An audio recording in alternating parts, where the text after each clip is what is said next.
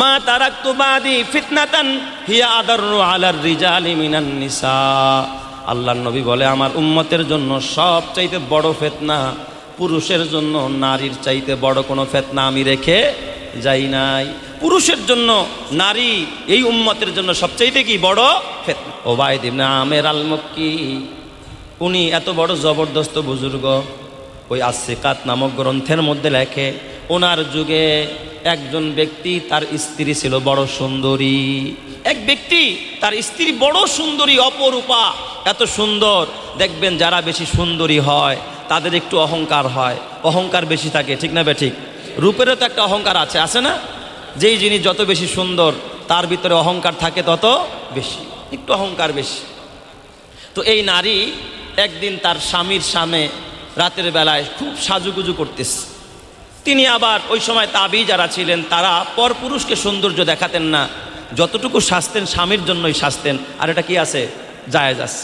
স্বামীর সামনে সাজা, স্বামীকে সৌন্দর্য দেখানো, এটা 100% জায়েজ। কিন্তু বেগানা পুরুষকে রূপের সৌন্দর্য দেখা, এটা জায়েজ না না জায়েজ? সম্পূর্ণ না জায়েজ। ওনার স্ত্রী খুব সুন্দর করে সাজুগুজু করলেন। আসলেই উনি অনেক সুন্দর ছিল, একেবারে হীরার টুকরার মতো, চাঁদের টুকরার মতো স্ত্রী। আল্লাহ তাআলা যুগে যুগে কিছু নারীদেরকে একেবারে অপরূপা সুন্দরী করে আল্লাহ তাআলা তৈরি করেন। ওই স্ত্রী এত সুন্দর, উনি যখন আয়নায় নিজের চেহারা দেখতেছে, এই নারী, উনি দেখা নিজের চেহারা দেখা নিজেই ক্রাশ খাইছে, মানে নিজেই আশ্চর্য হয়ে গেছে, হতভম্ব যে এত সুন্দর মানুষ হয়। সুবহানাল্লাহ বলবেন না সবাই? যার চেহারা সে দেখে কি হয়েছে? আশ্চর্য, অদ্ভুত হয়ে গেছে, আরে এত সুন্দর মানুষ হয়। স্বামীর সামনে গিয়া কয়, শোনো স্বামী, শোনো, তুমি এমন একজন বিবি পাইছো, যেই বিবির চেহারা দেখলে পৃথিবীর এমন কোনো পুরুষ নাই যে ক্রাশ খাবে না, এমন কোনো পুরুষ নাই যে তার প্রেমে পড়বে না, এমন কোনো পুরুষ নাই যে তার পিছে হাঁটবে না। জোরে কন্না আল্লাহু আকবার। অনেক ছোট কথা না বড় কথা? অনেক বড় কথা, অনেক কঠিন কথা। কয় তুমি এমন একজন বিবি পাইছো, তোমার বিবির চেহারা যদি দুনিয়ার কোনো মানুষ দেখে সে তার পিছনে পিছনে চলবে, তার প্রেমে পড়ে যাবে, সে তাকে ভুলতে পারবে না, সে তাকে কাছে টানবে, কাছে ডাকবে। এমন একজন বিবি তুমি পাইছ। এই কথা যখন স্বামীর সামনে বলছে, স্বামী কয়, হা বিবি, তুমি জানো না, হ্যাঁ এমন মানুষ আছে যে তুমি কেন, তোমার চাইতে সুন্দর মানুষ থাকলেও সে তার প্রেমে পড়বে না, তার দিকে ভ্রুক্ষেপ করবে না। জোরে কন্না আল্লাহু আকবার। এটা হলো হযরত উবাইদ ইবনে আমের আল মক্কির যুগের ঘটনা। তাবেঈ মানুষ। স্ত্রী ডাক দিয়া বলে, এমনও কি মানুষ হয় যে আমার মতো সুন্দরী অপরূপা নারী দেখলেও তার দিকে তাকাবে না, তার প্রেমে পড়বে না, এমনও কি মানুষ হয় নাকি? কয় হ্যাঁ আছে, এই যুগে আছে। কয় কে?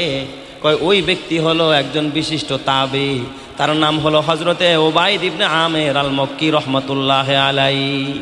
উবাইদ ইবনে আমের আল মক্কি রহমতুল্লাহ আলাইহি, উনি কখনো তোমার প্রেমে পড়বে না, তোমার দিকেও সে ভ্রুক্ষেপ করবে না, তার ভিতরে এই ইতমিনান আছে।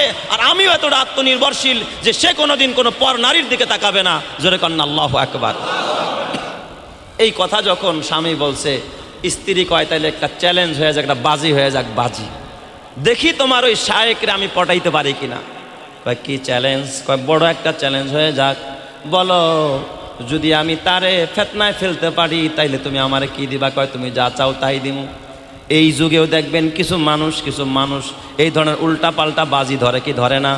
যদি ওটা না জায়েজ বাজি তারপরেও ধরে, কিছু মানুষ ধরে কি ধরে না?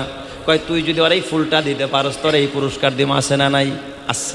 উল্টা পাল্টা করার জন্য কিছু মানুষ এই সমস্ত উল্টা পাল্টা বাজি ধরে, উল্টা পাল্টা এই ধরনের চ্যালেঞ্জ ছুড়ে দেয়।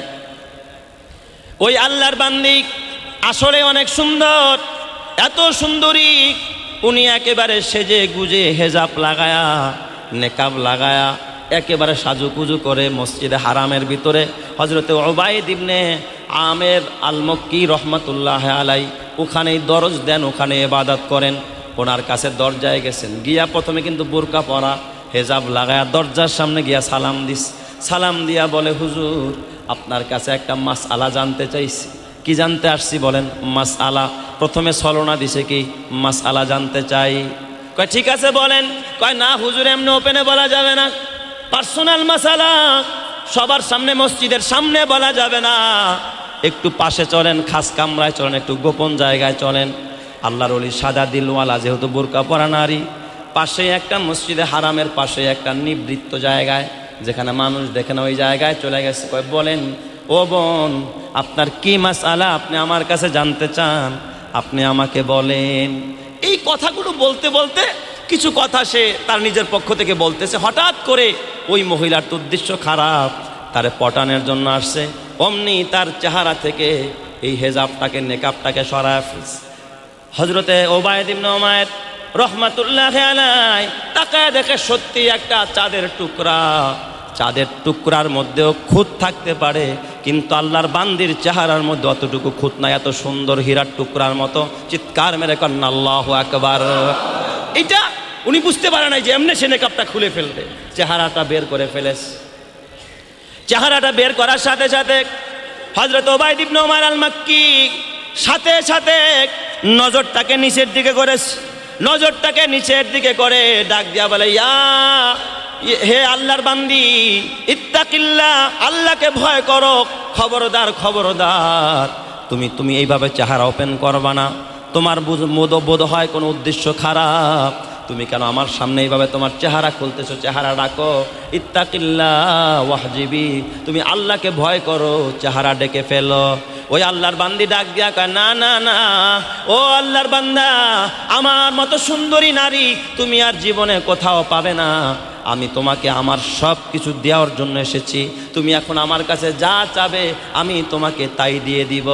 আল্লাহর ওলি হজরতে ওবায়দ ইবনে আমের রহমাতুল্লাহ আলাইহি এত বড় বুজুর্গ আল্লাহর ওলি ডাক দিয়া বলে, আল্লাহর বান্দি, ঠিক আছে, আমি তোমার প্রস্তাব তখনই গ্রহণ করব যদি তুমি আমার কয়েকটা প্রশ্নের জবাব দিতে পারো। কয় বলেন আপনার এমন কি প্রশ্ন যেই প্রশ্নের জবাব আপনি আমার কাছে চান?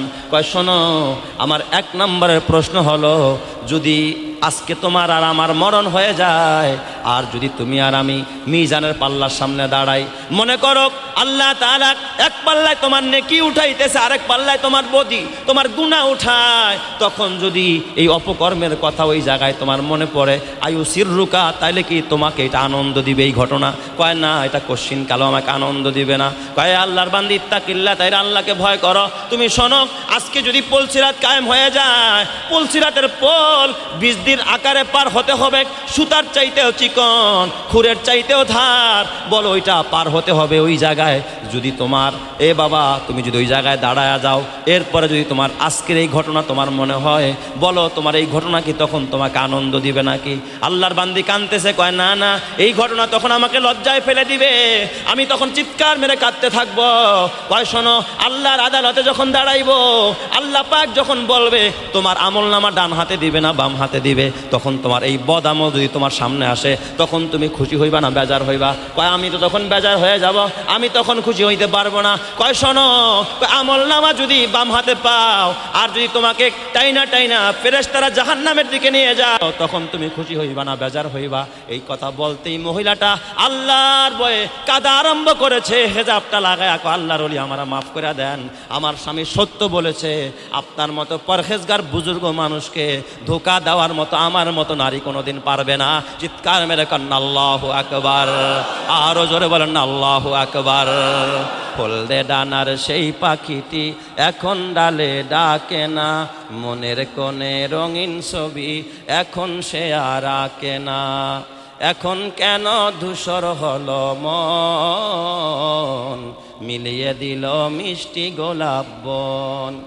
এখন কেন ধূসর হলো মন, মিলিয়ে গেল মিষ্টি গোলাপ বন। এখন কেন স্বপ্ন ভরা চোখটি চেয়ে থাকে না, মনের কোণে রঙিন ছবি এখন সে আর আঁকে না। এখন কেন হচ্ছে মানুষ খুন, বুকের আগুন জ্বলছে অনেক গুণ। এখন কেন হচ্ছে মানুষ খুন, বুকের আগুন জ্বলছে অনেক গুণ। লড়াকুদের মাথায় কেন, লড়াকুদের মাথায় কেন বিজয় রাঙা মাখে না, মনের কোণে রঙিন ছবি এখন সে আর আঁকে না, হলদে ডানার সেই পাখিটি এখন ডালে ডাকে না, মনের মাঝে রঙিন ছবি এখন সে আর আঁকে না। পীর মুসলেউদ্দিন সালাহুদ্দিন কয় বুকের আগুন জ্বলছে যে রই রয়, তারেক মুসা সালাহুদ্দিন কয় বুকের আগুন জ্বলছে যে রই রয়। বুলেট বোমা বুক ফেড়ে নেয়, বুলেট বোমা বুক কেড়ে নেয়, কেউ কি খবর রাখে না, মনের কোণে রঙিন ছবি এখন সে আর আঁকে না, হলদে ডানার সেই পাখিটি এখন ডালে ডাকে না, মনের কোণে রঙিন ছবি এখন সে আর আঁকে না। লা ইলাহা ইল্লাল্লাহ, জোরে লা ইলাহা। এ আমার বাজার হযরত ওসমানে গনি রাদিয়াল্লাহু তাআলা আনহু দান কইরা কি পরিমাণ মজা পাইতেন। তাবুকের যুদ্ধের সময় আল্লাহর নবী ডাক দিয়া কয়, কে আসো? তাবুকের যুদ্ধের ময়দানে যাব, আল্লাহর রাস্তায় দান করবা। হযরত ওসমান দাঁড়ায় গেছে, সামনের থেকে দাঁড়ায় ওসমান বলে, ইয়া রাসূলুল্লাহ, ইয়া হাবিবাল্লাহ, আমি 100 উট দান করব। সুবহানাল্লাহ, জোরে কোন সবাই। কতটা উট? 100 উট। ওসমানে গনির মতো একজন সাহাবী 100 উট দিবে। উটকে বলা হয় মরুর জাহাজ। এই যুগে একটা 4 চাকার প্রাইভেট গাড়ির যেমন মূল্য, মক্কার আরবের একটা উটের কি তেমন মূল্য। এত বড় দামি 100 উট দান করে দিবে। দানটা ছোট হয়েছে না বড় হয়েছে? হযরত ওসমান রাদিয়াল্লাহু তাআলা আনহু চুপে চুপে একটু সইরা আরেক জায়গায় বস। নবী যেদিকে ফিরা কয়, এদিকে কে আসো? 100 উট দিবা। হযরত ওসমান চাদর মুড়া দিয়া হাত উঠায় কয়, হুজুর আমি 100 উট দিমু। সুবহানাল্লাহ, জোরে কোন সবাই। সামনে তাই কেউ কয় 100, ডাইনে আইসা কয় কি 100। নবীজি এদিকে গড়ছে, ওসমান চুপে চুপে একটু বিলি দিয়া আসছে বাম পাশ। কয়, এদিকে কে আসো? 100 উট দিবা। বলো তাবুকের ময়দানে যাবো, 100 উট দান করবা। হযরতে ওসমান হাত উঠায় কয়, লাব্বাইক ওয়া সাদাইক ইয়া রাসূলুল্লাহ, আমি 100 উট দিমু। আল্লাহু আকবার, জোরে কোন সবাই। নবীজি হঠাৎ বাম দিকে, হযরত ওসমান দৌড়া বাম দিকে কয়, কে আসো? 100 উট দান করবা। ওসমান হাত উঠায় কয়, ইয়া রাসূলুল্লাহ, আমি 100 উট দিমু। নবীজি ডান দিকে ফিরছে, পিছন দিয়া ঘুরেই পাশে এসে কয়, হুজুর আমি 100 উট। নবী বুঝতে পারে নাই যে একই ব্যক্তি বারবার বলে। 6 বার বলছে। কয়শো উট হইছে? 600 উট। কয়শো উট? জোরে কোন। 600 উট। এবার হযরতে আল্লাহর নবী কয়, 600 উটের বেশি আর আমার লাগবে না, এবার টাকা পয়সা লাগবে, স্বর্ণ মুদ্রা লাগবে, দিনার দিরহাম লাগবে। কে আসো? দিনার দিরহাম দিবা, টাকা পয়সা দিবা, স্বর্ণ মুদ্রা দিবা। হযরত ওসমান দৌড়ায়া ওখান থেকে বাড়ি চলে গেছে। বাড়ি গিয়া নবীর কন্যা হযরতে উম্মে কুলসুম এবং রুকাইয়ার স্বামী হযরতে ওসমান উম্মে কুলসুমরে ডাক দিয়া কয়, বিবি গো, তোমার কানের দুল দাও, নাকের ফুল দাও, গলার মালা দাও, হাতের বালা দাও, অলংকারগুলো বের করে দাও, তাড়াতাড়ি দাও। বিবি মনে করছে আমার স্বামী বুঝি বড় কোনো কোম্পানির সাথে এখন ব্যবসায়িক চুক্তি করতে, সেই জন্য ঘরের সম্পদও চায়। দেখবেন আপনার আমার ঘরের অলংকার কখন বিক্রি করেন? যখন ওয়ালের সাথে কি ঠেকা যায়, পিঠ ঠেকা যায়। বিবির স্বর্ণ কি সবাই সবসময় বিক্রি করে? যে বিশাল একটা জায়গা রাখছেন, টাকায় হচ্ছে না, বিপদে পড়ে গেছেন, বিবির অফার দিয়েছেন, দাও তোমার এই 5 ভরি আছে দিয়া দাও, তোমার আমি 7 ভরি কিনা দিব। তখন বিবি কয়, ঠিক আছে, মনে থাকবো তো? এই 5 ভরি নিতেছেন, আমার কয় ভরি দিবেন? 7 ভরি। কোন মাসে দিবেন? কয় অমুক মাসে। আচ্ছা তাইলে নিয়ে যান। হযরত ওসমান গিয়া কয়, বিবি গো, অলংকারগুলো বের করে দাও। বিবি ডাক দিয়া কয়, স্বামী গো, বুঝেছি, আজকে বুঝি বড় কোনো মহাজনের সাথে আপনার ব্যবসায়িক চুক্তি হইতেছে। কারণ এত বড় মালিক না হয়তো তো আপনি ঘরের অলংকারগুলো নিতেন না, রিজার্ভে রাখছেন, এগুলো স্টকে রাখছেন, এইগুলো আপনি কখনো খরচ করতেন না। মনে হয় বড় কোনো মহাজনের সাথে আপনার ব্যবসায়িক চুক্তি হইতেছে। হযরত ওসমানের চোখ দিয়া পানি এসেছে। ওসমান ডাক দিয়া কয়, বিবি গো, এত বড় মহাজনের সাথে আজকে আমার ব্যবসা চলতেছে। ওই মহাজনের চাইতে বড় মহাজন আসমান জমিনের মধ্যে আর দ্বিতীয় কেউ নাই। চিৎকার মেরে কন্যা আল্লাহু আকবার। আরো জোরে বলেন আল্লাহু আকবার। বলেন তো এই বড় মহাজনকে? আল্লাহ। ওই বড় মহাজনের সাথে আজকে আমার চুক্তি। দাও দাও অলংকারগুলো দাও। বিবি বুঝছে আসলেই মনে হয় বড় কোনো বসুন্ধরা গ্রুপের সাথে অথবা যমুনা গ্রুপের সাথে অথবা টাটা গ্রুপের সাথে আমার স্বামীর ব্যবসা চলতেছে, এই জন্যই তো ঘরের অলংকারগুলো চায়। ঠিক না ব্যাঠিক জোরে কন? বিবিও সব দিয়ে দিছে। বিবি বুঝে নাই যে আল্লাহর রাস্তায় দিয়া দিবার। হযরত ওসমান ঘরের অলংকারগুলো নিয়ে নবীর সামনে রাইখা দেয়। নবীজির চোখ দিয়া গাল বায়া বায়া পানি পড়তেছে।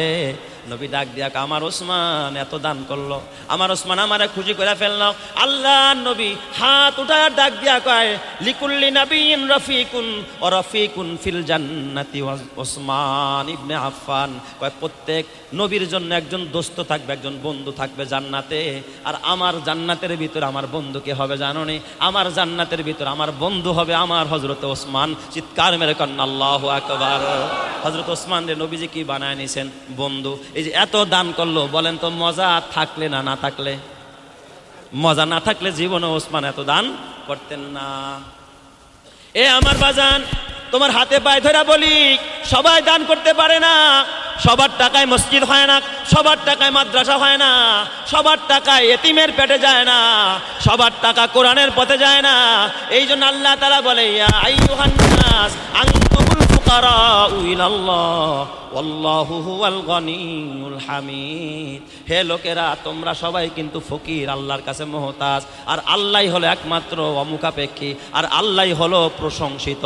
আল্লাহ কারো মুখাপেক্ষী না, আল্লাহ কারো কাছে চায় না, আল্লাহর প্রয়োজন হয় না, তোমার প্রয়োজন হয়। অতএব তুমি যদি আল্লাহর জন্য দিতে পারো, আমার আল্লাহ তোমার প্রতি রাজি হয়ে যাবে। তুমি যদি জমিনবাসীর প্রতি দয়া দেখাও, আরশের মালিক দয়া দেখায় তোমার জান্নাতি করবে। চিৎকার মেরে কন্না আল্লাহু আকবার।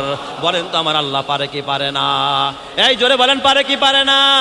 এ আমার বাবা, সবার টাকা আল্লাহ কবুল করে না। সবার টাকায় কিন্তু ধর্মীয় প্রতিষ্ঠান হয় না, সবার টাকায় আল্লাহ তাআলা মসজিদ দাঁড় করায় না। কারো টাকায় দেখবেন সিনেমার হল হয়, আবার কারো টাকায় দেখবেন বাবা রং তামাশা হয়, কারো টাকায় টেলিভিশন হয়, কারো টাকা ডিশের লাইনে যায়, কারো টাকা দেখবেন বাবা গুনাহের পথে যায়। আবার কিছু আল্লাহওয়ালা মানুষ, নেককার মানুষ যারা, তারা আল্লাহর রাস্তায় দান করে, সাহাবায়ে কেরাম দান করে মজা পাইছে। এ আমার বাবা, এই যে বিশাল মসজিদ, এটা আপনাদের অবদান।